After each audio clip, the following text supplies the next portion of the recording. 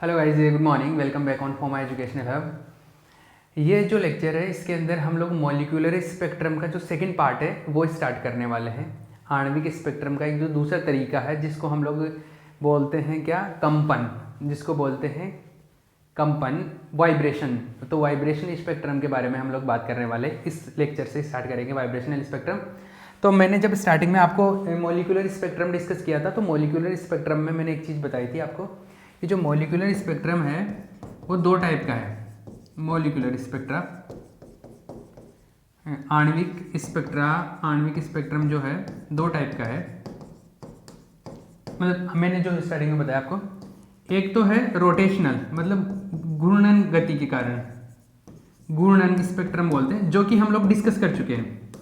जो अभी हमने डिस्कस किया है ना पहले 3-4 लेक्चर्स में, जिसकी कुछ न्यूमेरिकल्स भी किए हैं, वो कौन सा किया हमने, रोटेशन का किया है। क्योंकि हमने वही तो बोला था कि दो मॉलिक्यूल है और उसमें हमने डायटमिक मॉलिक्यूल लेके बात की थी कि कोई डायटमिक मॉलिक्यूल है जिसके बीच के जो एटम्स है उनके बीच की डिस्टेंस है वो फिक्स है, ऐसे बोल के किया था हमने।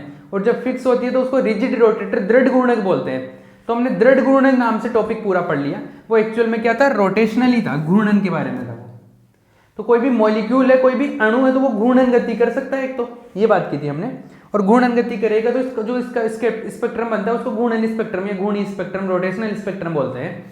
वो हम लोग डिस्कस कर चुके हैं। ये दृढ़ घूर्णक की फॉर्म में, ये रिजिड रोटेटर के टाइम पे जो डिस्कस किया था वो वही था। इसके अलावा जो मॉलिक्यूल है वो दूसरे तरीके से और मोशन कर सकता है, वो है वाइब्रेशनल। कौन सा, दैट इज वाइब्रेशनल, कंपन। मतलब जैसे एक मॉलिक्यूल है, सपोज एक मॉलिक्यूल है, मान लो कि हाइड्रोजन है, एक क्लोरीन है, एक आइडिया ले लो, एग्जांपल ले रहा हूँ मैं जस्ट।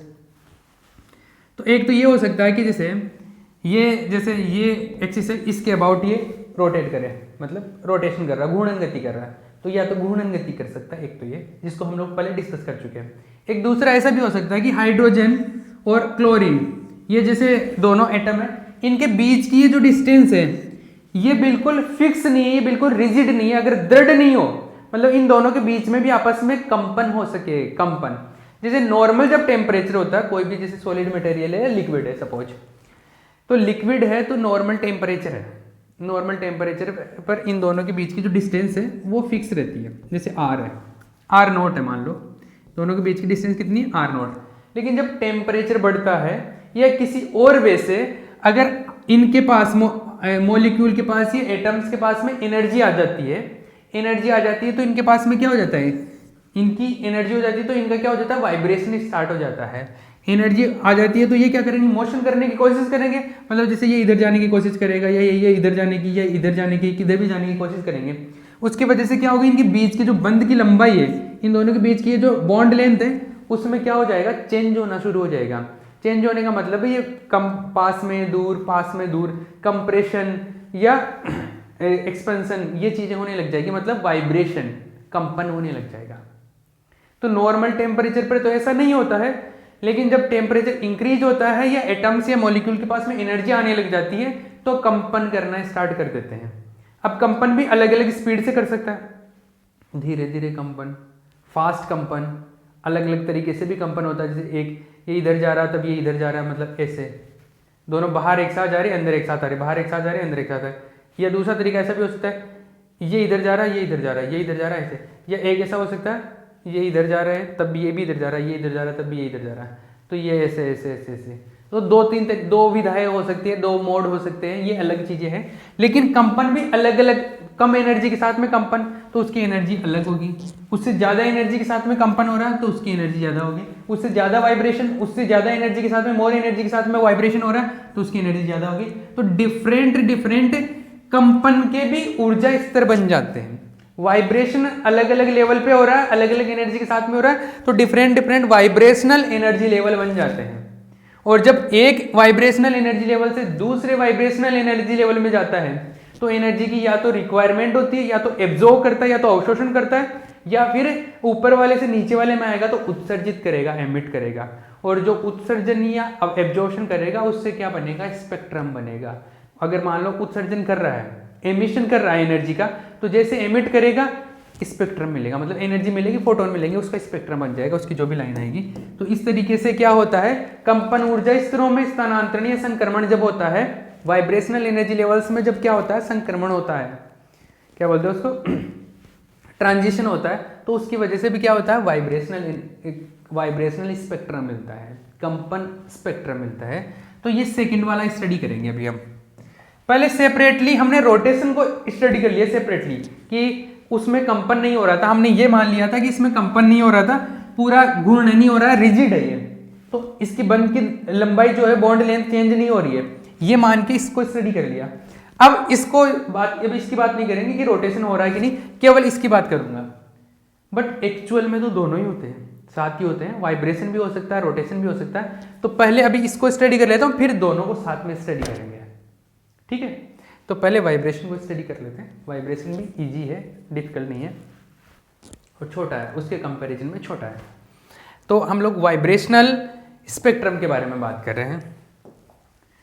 तो सेकंड जो टॉपिक है वो क्या है, वाइब्रेशनल स्पेक्ट्रम,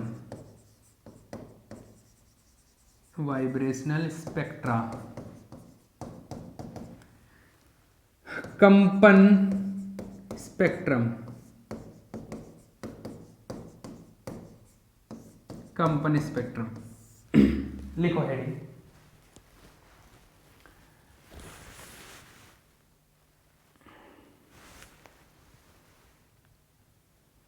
लिखो, इसको लिखो।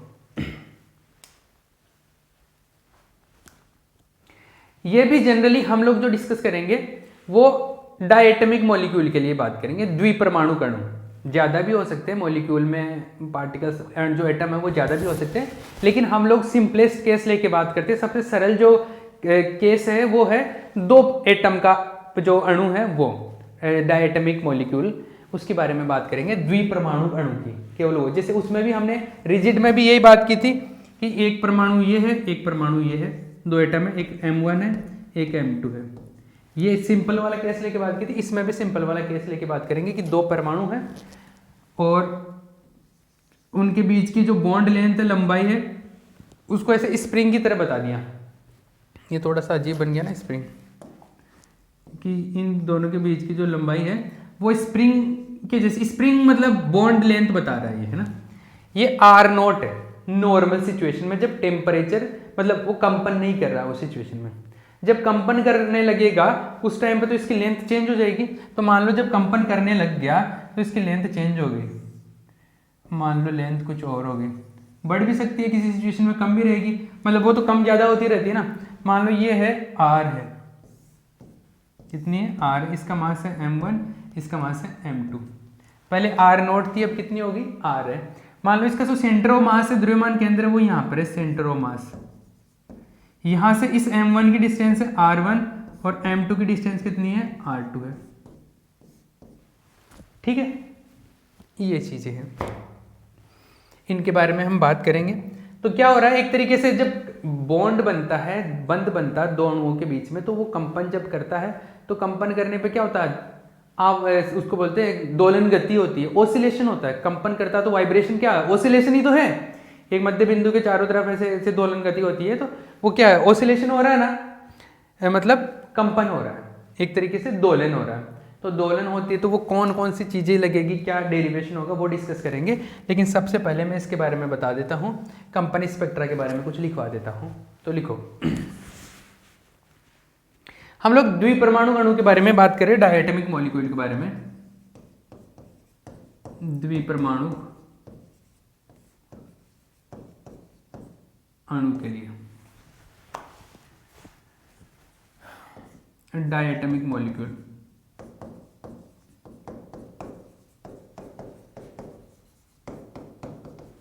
तो लिखो डायटमिक मॉलिक्यूल के लिए है ये, जो इसी में है, ये मैंने साइड में बताने के लिए बता दिया कि हम लोग किसको डिस्कस कर रहे हैं। तो लिखो,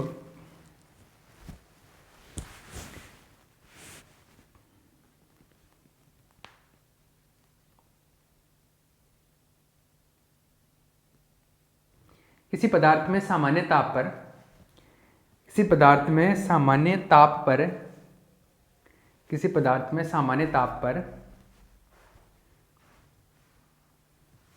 अणु के परमाणुओं के मध्य अणुओं के परमाणुओं के मध्य अणु के परमाणुओं के मध्य बंध लंबाई अणु के परमाणुओं के मध्य बंध लंबाई नियत होती है। बंध लंबाई नियत होती है, परंतु ताप में वृद्धि होने के साथ परंतु ताप में वृद्धि होने के साथ परंतु ताप में वृद्धि होने के साथ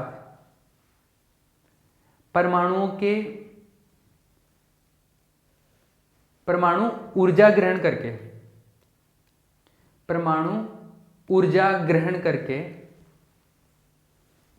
कंपन करने लगते हैं। परमाणु ऊर्जा ग्रहण करके कंपन करने लगते हैं, जिसके कारण विभिन्न ऊर्जा स्तर प्राप्त होते हैं। अलग अलग एनर्जी लेवल्स मिल सकते हैं, जिसके कारण विभिन्न ऊर्जा स्तर प्राप्त होते हैं।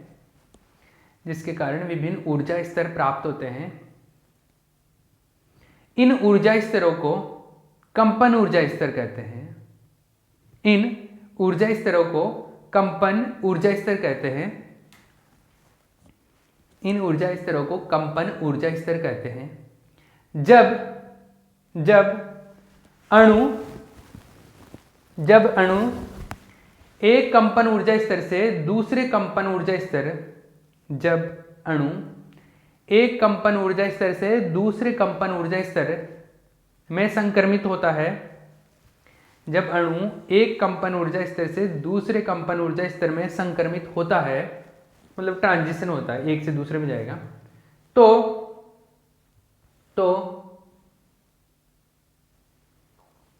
कंपन स्पेक्ट्रम का निर्माण होता है। कंपन स्पेक्ट्रम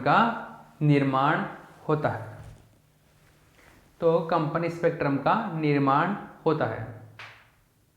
ठीक है, इंग्लिश में लिखो।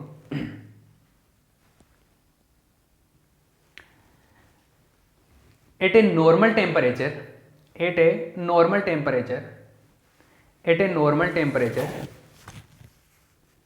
the bond length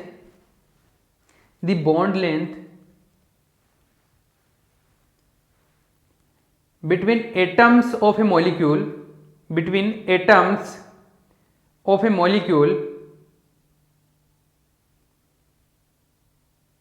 remains constant,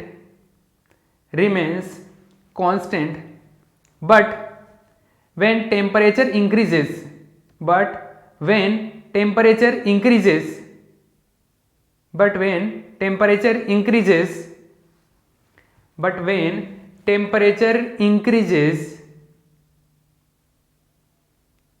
atoms gain the energy and start to vibrate या start vibrating, एक ही बात है, start vibrating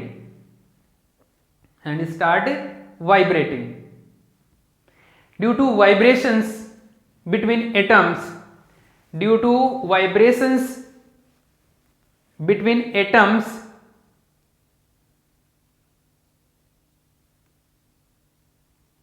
We will get different energy levels.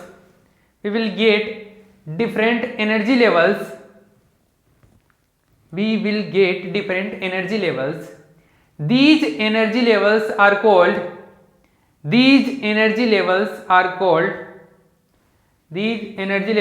called vibrational energy levels. These energy levels are called vibrational energy levels. ठीक है, when the molecules transit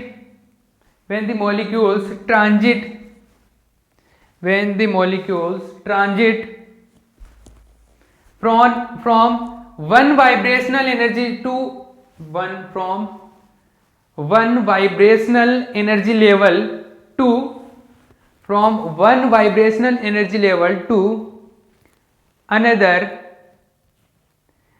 vibrational energy level to another, then then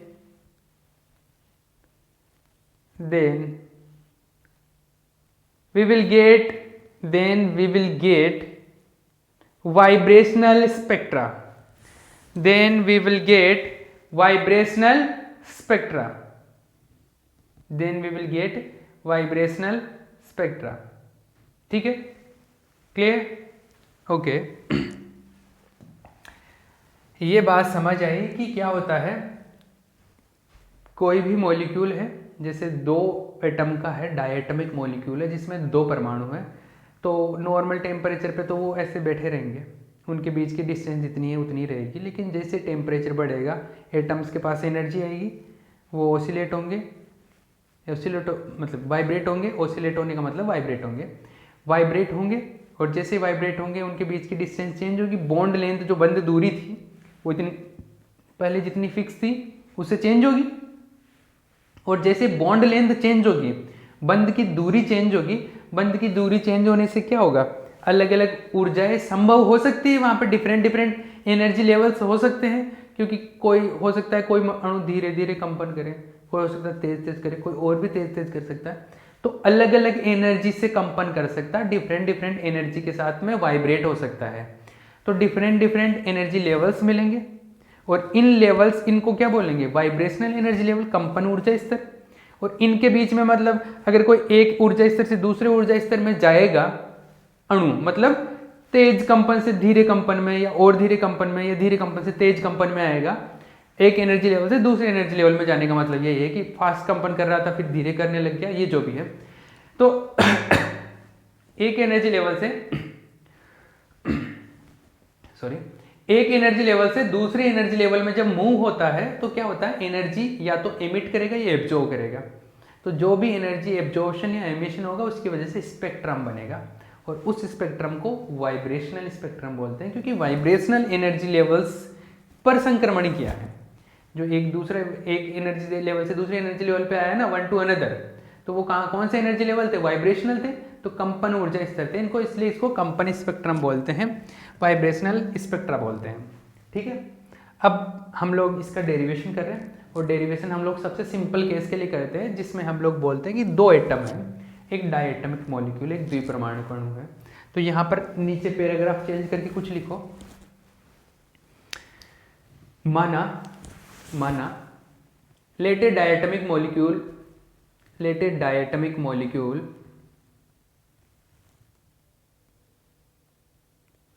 माना कोई एक द्विपरमाणु अणु है, माना कोई द्विपरमाणु अणु है,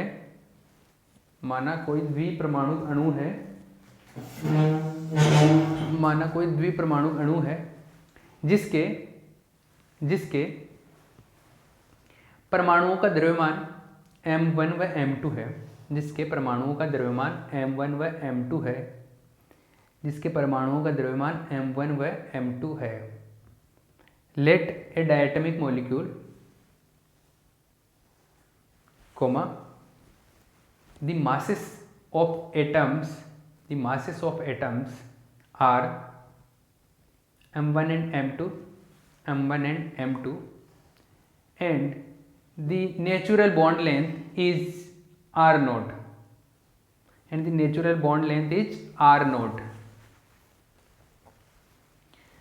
द्रव्यमान m1 व m2 है। सामान्य स्थिति में बंद लंबाई r नोट है, सामान्य ताप पर, ऐसे लिख लो, या सामान्य स्थिति पर, सामान्य ताप पर बंद लंबाई r नोट है, सामान्य ताप पर बंद लंबाई r नोट है। ताप बढ़ाने पर उसके बंद की लंबाई r हो जाती है, स्मॉल r। ताप बढ़ाने पर उसके बंद की लंबाई r हो जाती है। when temperature increases bond length becomes smaller, when temperature increases bond length becomes smaller। ठीक है, चीजें क्लियर हुई?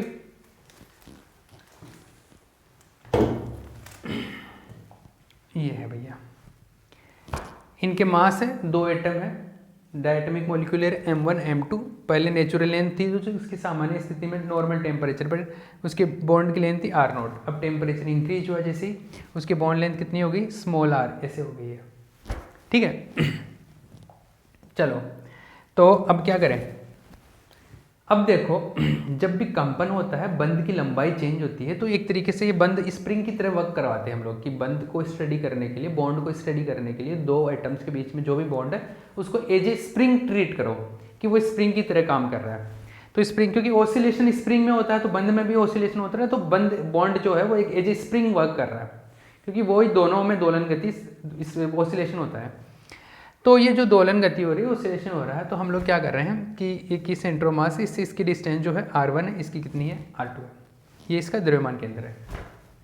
दूसरी चीज़, जब भी दोलन गति होती है, जब भी ऑसिलेशन होता है, तो जो एटम्स होते हैं या जो भी पार्टिकल होते हैं उन पर प्रत्यानयन बल काम करता है, रिस्टोरिंग फोर्स काम करता है। कौन सा फोर्स काम करता है, प्रत्यानयन बल काम करता है, रिस्टोरिंग। हुक का जो लो है, हुक्स लो, हुक का नियम जो है उसके हिसाब से हम लोग कौन सा प्रत्यानयन बल काम करता है, टाइम है अपने पास अभी, तो हुक के नियम से बात कर रहे हैं ना, तो हुक के नियम से देखो, हाँ हुक के नियम से बात करेंगे।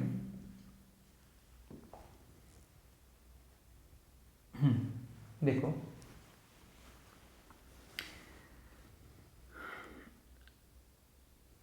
दोलन गति के कारण, दोलन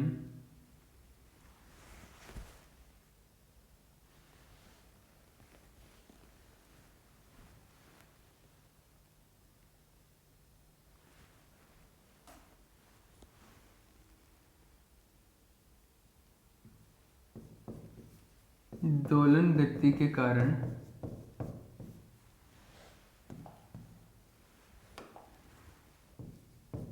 दोनों परमाणुओं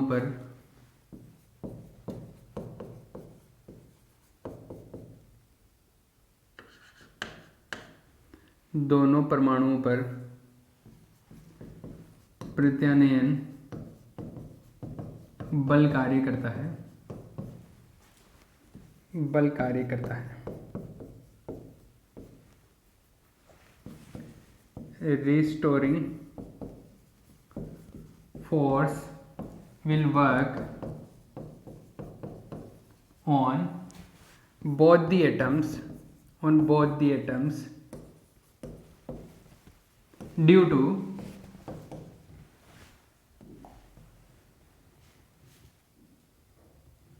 restoring force will work on both the atoms, ऐसे ठीक है, चलो ठीक है। दोनों पर कौन सा रिस्टोरिंग फोर्स काम करेगा, और जो प्रत्यानयन बल है वो क्या होता है, प्रत्यानयन बल जो होता है हुक के नियम से, हुक के नियम से, हुक ने बताया था by Hooke's law, restoring force, Hooke के नियम से, हुक का जो लॉ है उसके अकॉर्डिंग हुक जो रिस्टोरिंग फोर्स है, रिस्टोरिंग फोर्स F बोल रहा हूँ, F क्या होता है -K x होता है, ये होता है x क्या है, जितना भी लेंथ में चेंज हुआ है वो है ये, मतलब लंबाई में जो परिवर्तन हुआ है। तो देखो अभी लंबाई है मान लो r है, पहले कितनी थी r0 थी, तो जितना भी चेंज हुआ है वो चेंज है, जैसे अभी r है तो r - r0 में इसको ऐसे लिख सकता हूँ, ये x। जितना भी परिवर्तन हुआ, लेंथ में परिवर्तन जितना भी होता है वो आता है, लेंथ में जितना भी चेंज हुआ है, तो आप चाहो तो इसको ऐसे भी लिख सकते हो r - r0, इसको आगे चल के भी ठीक कर लेंगे, ठीक है। ये हुआ, जिसने ये नहीं छापा ये डायग्राम दोनों, ये दोनों डायग्राम बनाने हैं, और ये स्टार्ट हो गया अभी डेरिवेशन, ठीक है। चलो ये इक्वेशन नंबर 1 हो गया, क्लियर। अब क्योंकि दोनों पार्टिकल पे फोर्स लगेगा, जैसे मान लो स्प्रिंग की लेंथ इंक्रीज हो गई, तो ये पार्टिकल भी इधर दबाने की कोशिश करेगा, ये पार्टिकल भी इधर दबाने की कोशिश करेगा, या लेंथ डिक्रीज हो गई तो ये भी इधर पुश करेगा वापस से, ये भी पुश करता है, रिस्टोरिंग फोर्स होता है, यही होता है। नेगेटिव साइन का मतलब यही होता है एक्चुअल में, ठीक है। तो M1 के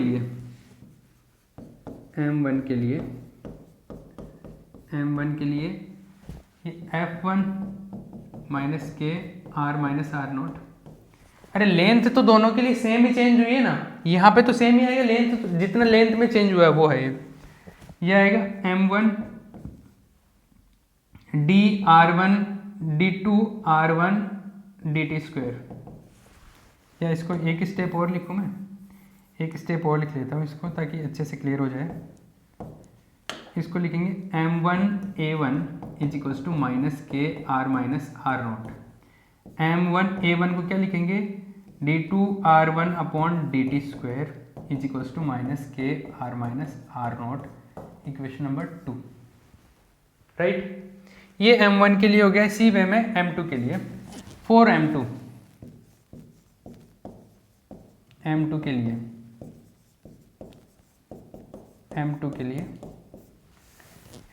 आएगा F2 is equal to minus k r minus r naught.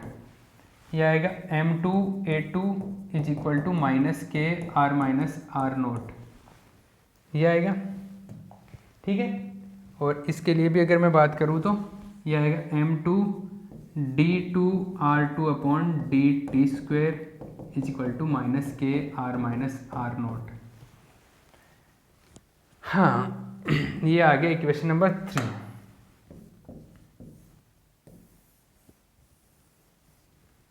Equation number 2 और इक्वेशन नंबर 3 आ गया, ठीक है। अब इसके आगे का जो डेरिवेशन है वो हम लोग नेक्स्ट लेक्चर के अंदर डिस्कस करेंगे, क्योंकि ऑलमोस्ट टाइम ओवर हो गया है। ये डेरिवेशन ज़्यादा डिफिकल्ट नहीं है, डिफिकल्ट तो वो पहले वाला भी नहीं था, लेकिन उसमें थोड़ा सा वो क्या बहुत लेंदी हो गया था, जैसा पहले हम पढ़ चुके थे। ये उतना लेंदी भी नहीं है, बट ये नेक्स्ट लेक्चर में ऑलमोस्ट फिनिश हो जाएगा, तो नेक्स्ट में आएगा ये, ठीक है। यहाँ तक इसमें कर लेना, कोई डाउट हो तो आप पूछ सकते हो, क्लियर।